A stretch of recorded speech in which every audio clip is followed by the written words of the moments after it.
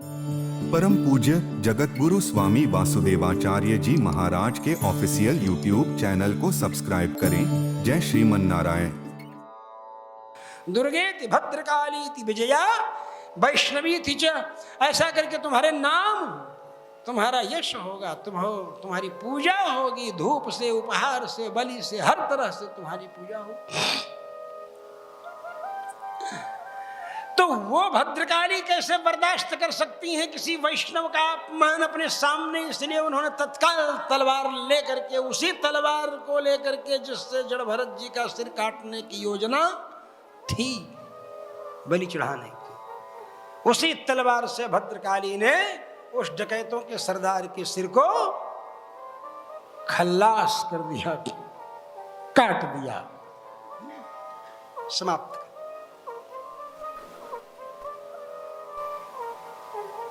अब यहां ये धूम धड़का हल्ला गुल्ला, तो कब जड़ भरत जी वहां से उठ के चल दिए किसी को पता ही नहीं चला। बोले यहाँ लफड़े में वैष्णव थोड़ो रहते हैं, शांति प्रिय हैं, यहाँ कहाँ आ गया। और वहां से आए, अभी बैठे ही थे तब तक राजा रहुगण की पालकी में कहारों में एक बीमार हो गया, तो उसकी कमी को पूरी करने के लिए खोज शुरू हुई, तो यही दिख गए। इन्हीं को कहा कि बड़े मुष्टंड पहलवान हैं, ये तो पालकी उठाने में अच्छे रहेंगे। ले आया, जोत दिया, ये पालकी उठाकर चल रहे थे, एक चींटी आ गई, पैर ज्यादा तेज बढ़ा दिया तो बैलेंस डगमगाया, पालकी का लक्कड़ राजा की खोपड़ी में लगा, राजा का दिमाग गरमाया। राजा ने कहा, ठीक से ढो पालकी। कौन ऐसा कर रहा है? लोगों ने कहा, महाराज यही आया है, यही सब लोगों का बैलेंस बिगाड़ देता है, ये सबसे मुष्टंड पहलवान है, ताकत इसके अंदर ज्यादा है, ताकत ज्यादा है इसकी, सब गणित फेल कर देता है हम लोगों को। राजा खड़ा कर दिया राजा। अब राजा मजाक उड़ाने लगा, होटिंग करने लगा, लेकिन इनको उसकी होटिंग का कोई प्रभाव नहीं पड़े। कहा था ना मैंने कि जो अपमान को बर्दाश्त कर ले वही राजा को भी मार्ग दिखा सकता है। समझ गए? इनको अपमान नाम की कोई चीज ही नहीं लगती थी। डकैतों के यहाँ, डकैतों के सरदार जो था, मतलब वो सब डकैत छोटे पकड़ ले गए उसको, तो भी नहीं कुछ लगा। यहाँ ले आके पालकी में जोत दिए तो भी इनको कुछ नहीं। ब्रह्म ज्ञान संपन्न ब्राह्मण अपने चिंतन में जगत हित,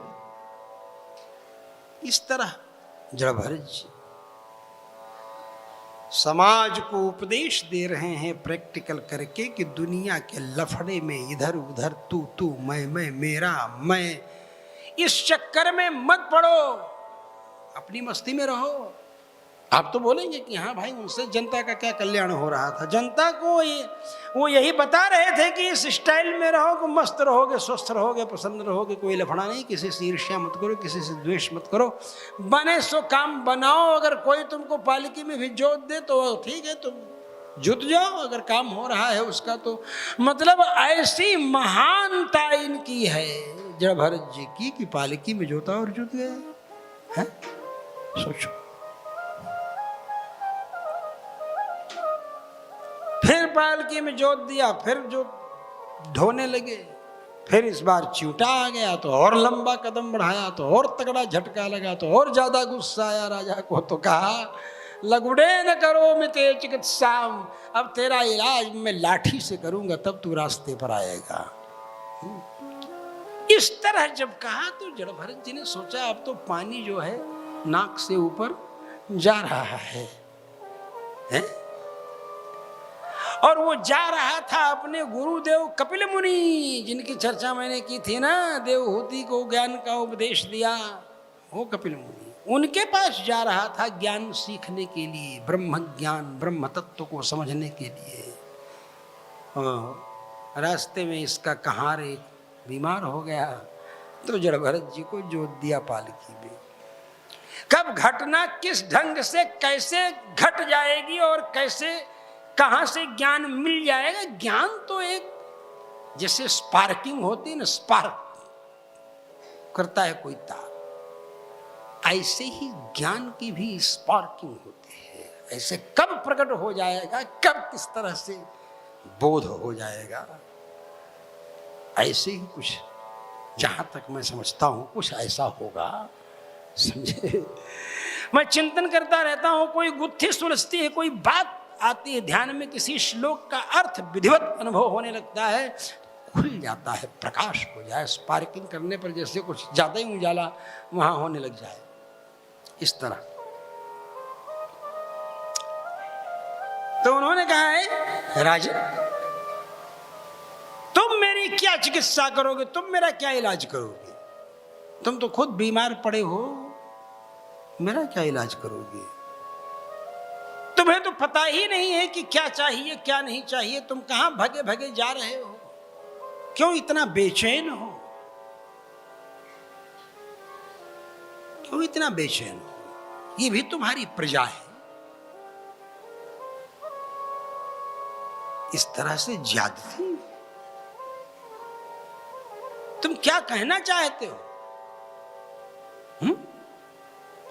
तुमने हमसे कहा कि मैं बहुत मोटा हूं, बहुत दुबला हूं, बहुत पतला हूं, मजाक उड़ाया था ना रघुगण ने कि तुम तो नाति पीवा नाति दृढ़ संघननांगा अत्यंतम क्षुत पिपासाक्रांत, तुम तो भूख और प्यास, तुम भूख और प्यास से त्रस्त हो, बहुत कष्ट है तुम, लगता है कई दिनों से भोजन नहीं किया है, तुम तो बहुत पतले दुबले हो। यही सोच करके जड़ भरत जी ने फटकारना शुरू किया कि तुम हमें कहते हो कि मैं दुबला हूं, हैं?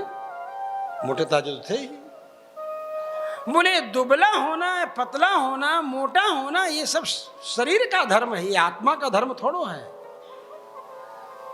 आत्मा तो सूक्ष्म है, ये शरीर पड़ा रह जाएगा, आत्मा निकल जाएगा। ये तो शरीर के गुण धर्म है, ये आत्मा के गुण धर्म नहीं है। स्थौल्यम कार्श्यम व्याधय आधयश्च क्षुत्रुड भयम कलिरिच्छा जराच। भूख है, प्यास है, स्थूलता है, दुर्बलता है, ये सब तो शरीर के धर्म है, ये आत्मा के धर्म नहीं है। ये क्या है? ये कुछ नहीं है।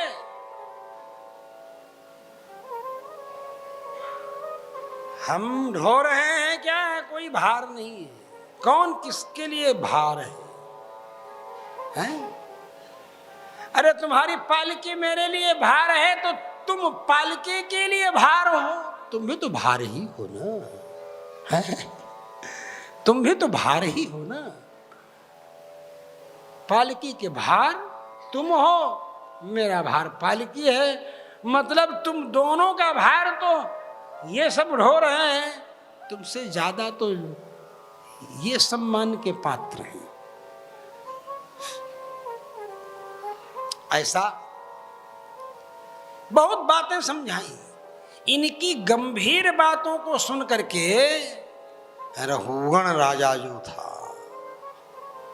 उसने कहा, अरे लगता है कि किसी बहुत बड़ी हस्ती का मैंने अपमान कर दिया, किसी बहुत बड़े ज्ञानी का अपमान कर दिया।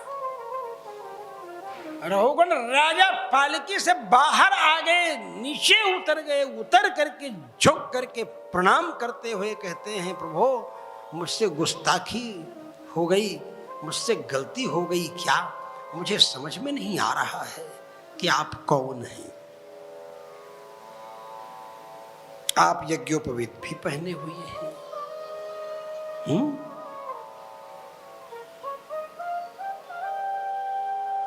और आप ज्ञान की बातें भी कर रहे हैं। आपके ज्ञान की ऊष्मा से हमारा ज्ञान विकसित होने लगा, अब दुनिया भर की बात। स्थाल्यग्नितापात पैसोभितापस्तत्तापस तंडुन गर्भांध्री।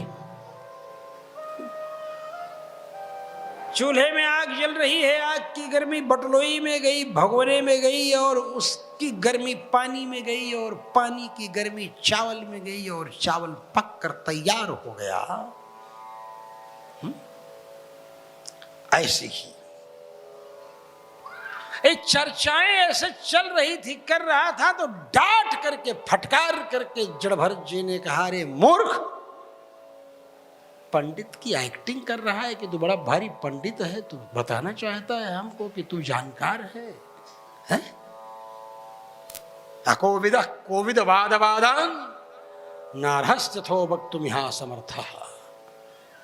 अकोविद सन्नपि अकोविद अज्ञानी सन्नपि कोविद वाद वादान ज्ञान सम्मतान वादान।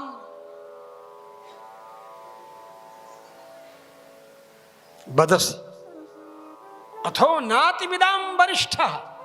ऐसा बोल देने से ज्ञानियों में तुमको श्रेष्ठ नहीं मान लिया जाएगा। लंबी चौड़ी बातें करने से कुछ नहीं होता। बातें तो बातें हैं, बातों का क्या। समझाना शुरू किया। जब आत्म तत्व का विवेचन प्रारंभ किया जड़भरत जी ने, तब राजा को पता चला कि अरे,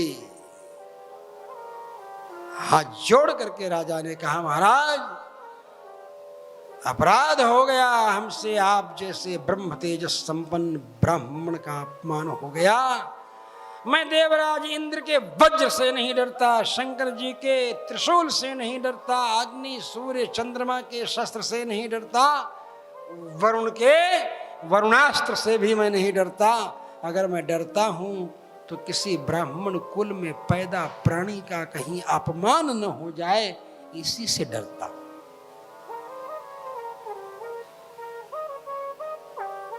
बहुत ज्ञान की बातें बताई। बोले, जिस संग के चक्कर में पड़ करके तुम इधर से उधर चक्कर काट रहे हो, तुम्हें ज्ञात नहीं है। संग का त्याग करो, निसंग बनो, असंग बनो। ये राज्य का संग, ये राजा तुम बहुत बड़े हो और बहुत बड़ी सारी प्रजा है, ये सब लफड़ा छोड़ो। ये तो थोड़ा मोड़ा, तुम सिंध सौवीर के राजा हो। मैं तो सातों द्वीपों वाली पृथ्वी का एक छत्र सम्राट था, समस्त भूमंडल का। तुम तो किसी कोने के एक राजा हो, रजवाड़े, समझे क्या हो। मैं अहम पुरा भरतो नाम राजा, मृगो भवम संग गृहीत दोषा। मैं पहले भरत नाम का राजा था, राजर्षि भरत मेरा नाम लोग कहा करते थे, लेकिन मैं संग दोष के चक्कर में मृग बन गया और फिर आकर के ब्राह्मण कुल में जन्म हुआ। जो जड़ भरत जी अपने बाप के सामने गायत्री मंत्र नहीं कहना चाह रहे थे, बाप से इतना छिपा लिया, उन्हीं ने इस राजा के सामने अपनी 3 जन्मों की कहानी, ऑटोबायोग्राफी, आत्मकथा, 3 जन्मों की कहानी बता दी। अजब बात है भाई, यही ब्रह्म ज्ञान है क्या? यही ब्राह्मण का लक्षण है क्या? बोले, संग दोष का कारण बनेगा, इसलिए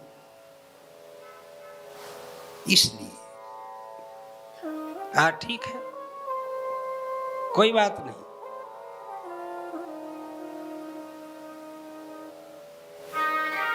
तब रघुगण ने हाथ जोड़कर कहा, प्रभु, जिस दिव्य तत्व का उपदेश आप दे रहे हैं, जिस ज्ञान का उपदेश आप दे रहे हैं, यह तत्व परमात्म तत्व प्राप्त करते हुए इस जगत तत्व का परम पूज्य जगत गुरु स्वामी वासुदेवाचार्य जी महाराज के ऑफिशियल यूट्यूब चैनल को सब्सक्राइब करें। जय श्रीमन नारायण।